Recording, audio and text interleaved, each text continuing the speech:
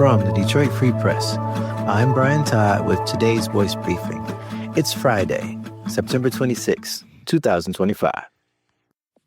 For the Detroit Free Press, I'm Keith Matheny.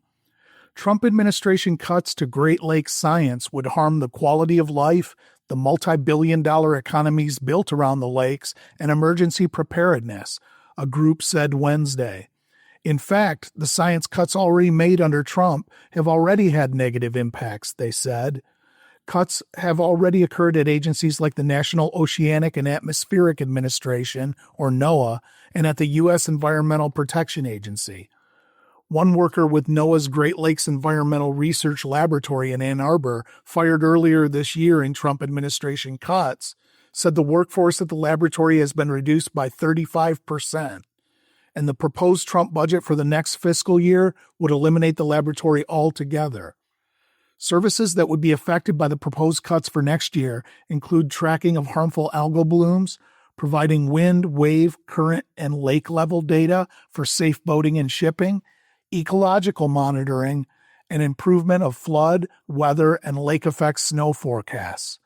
The Trump administration, as it presented its proposed fiscal year 2026 budget in May, stated that the cuts, quote, save taxpayers $163 billion in wasteful spending, end quote, particularly targeting what it called, quote, radical environmental justice work, woke climate research, and skewed, overly precautionary modeling, end quote.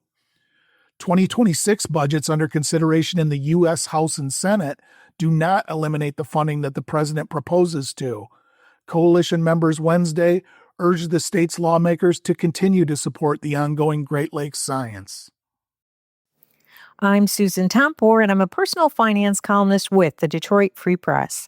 The federal government is moving one step closer to getting out of the business of handing out paper checks. That's effective September 30th. We're talking about the end of paper checks for tax refunds, as well as Social Security and veterans benefits. This applies to most, but not all people. And down the line, the Internal Revenue Service wants to move away from receiving a check when you owe taxes too.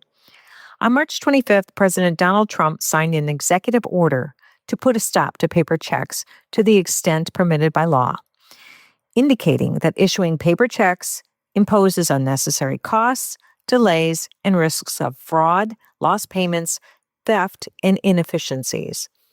The Social Security Administration has been encouraging this switch to meet the September 30th deadline for some time and is continuing to do so. Yet, it's good to know there are no plans to pause any payments starting October 1, according to the Social Security Administration.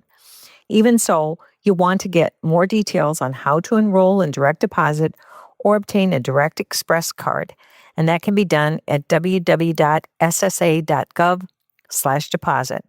There are various ways to make the shift to electronic payments.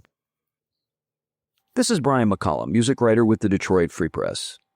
There's a big night at the Big House this weekend, and this time it's not football, ice hockey, or soccer. Country star Zach Bryan will perform Saturday night at Ann Arbor's Michigan Stadium, the first ever concert held at the iconic 98-year-old venue. More than 112,000 fans are expected to be on hand, which would set an all-time record for U.S. concert attendance. You can read in the Free Press about the story behind the historic show, including the logistical hurdles that had to be cleared to make it happen. University of Michigan officials say they hope this is just the start of concert bookings at Michigan Stadium, which could be a helpful revenue stream as the athletic department navigates the new world of player compensation. Zach Bryan will be joined Saturday by openers John Mayer and others.